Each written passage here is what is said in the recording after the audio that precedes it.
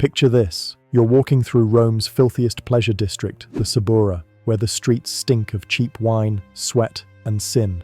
You pass brothels with creaking doors and laughing men, when suddenly, your eyes land on a woman whose face you know. Your stomach drops. Beneath the smudged makeup and the cheap perfume is not some nameless prostitute. It's Valeria Messalina, the Empress of Rome herself, wife of Emperor Claudius, working a brothel room like a common street girl. And the worst part? She's not there because she has to be. She's there because she wants to be. She isn't a desperate woman forced into this life.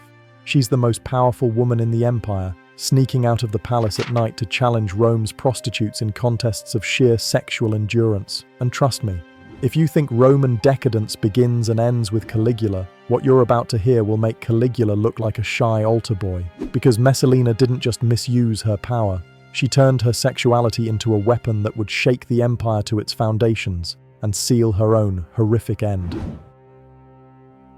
The year was 38 CE, and Rome was buzzing with celebration. The city's marble temples were draped with laurel, streets were swept clean, and flowers floated on the Tiber. A wedding had united Emperor Claudius with the dazzling young Valeria Messalina.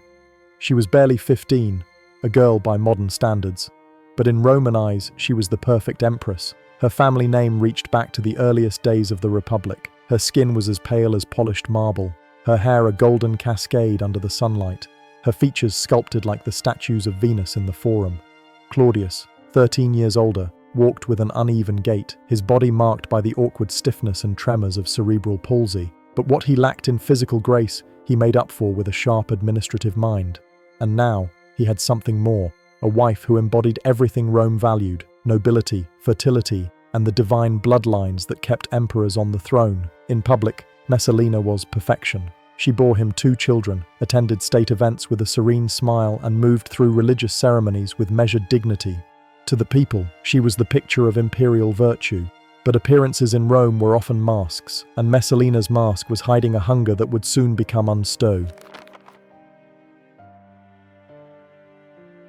It began as faint ripples in the palace gossip. Servants whispered about the Empress dismissing her guards late at night. They noticed her slipping into plain tunics and coarse cloaks, garments that clashed violently with her usual silks and jewels. At first, it seemed like the harmless rebellion of a bored young woman trapped in the rigid protocols of imperial life. But those who followed her found she was not wandering Rome's elegant streets. No, she was descending into its rotting underbelly, the Subura.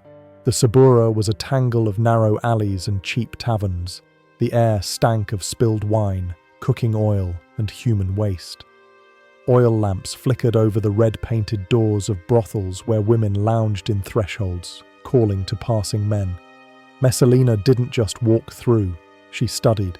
She watched how prostitutes tilted their heads, how they touched a man's arm just enough to hook him, how they bargained over price and time. She memorized faces, routines, and the hierarchy of Rome's sex trade, from street corner girls to high-priced courtesans with wealthy patrons. This wasn't idle curiosity, it was preparation. The first fall. Her descent into the Sabura's world took its first step during Saturnalia in 40 CE. Saturnalia was chaos incarnate. Masters served slaves, rules dissolved, and drunken chants echoed through the city until dawn.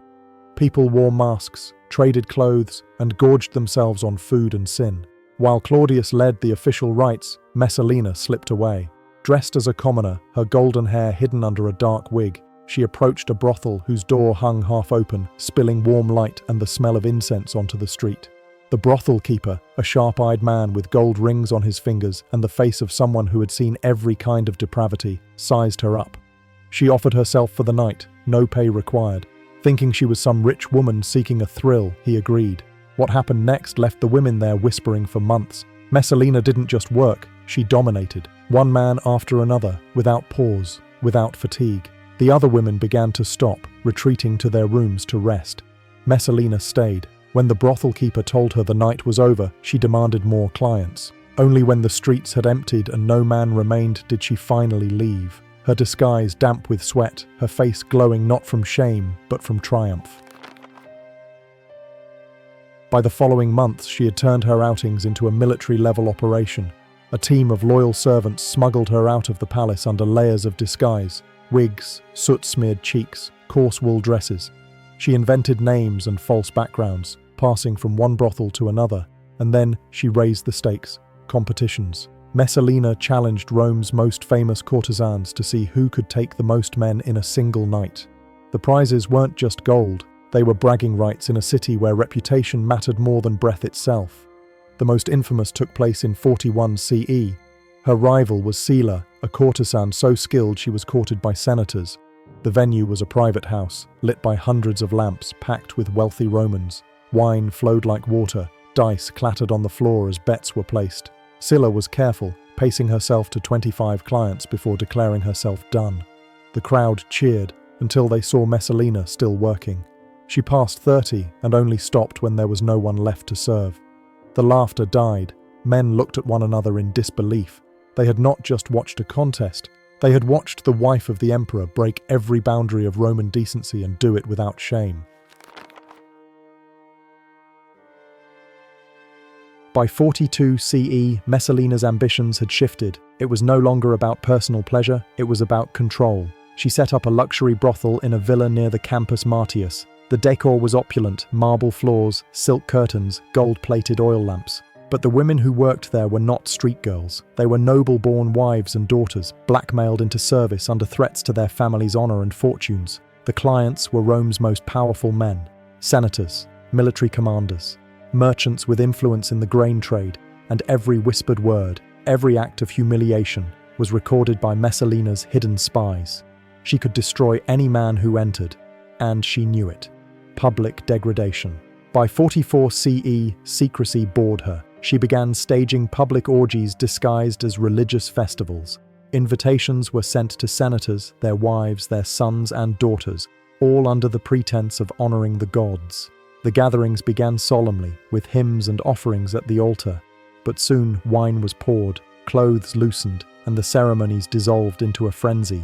People who thought they were attending a pious event found themselves trapped in a performance of degradation they could never admit to. It was genius blackmail. The shame was a leash she could pull at will.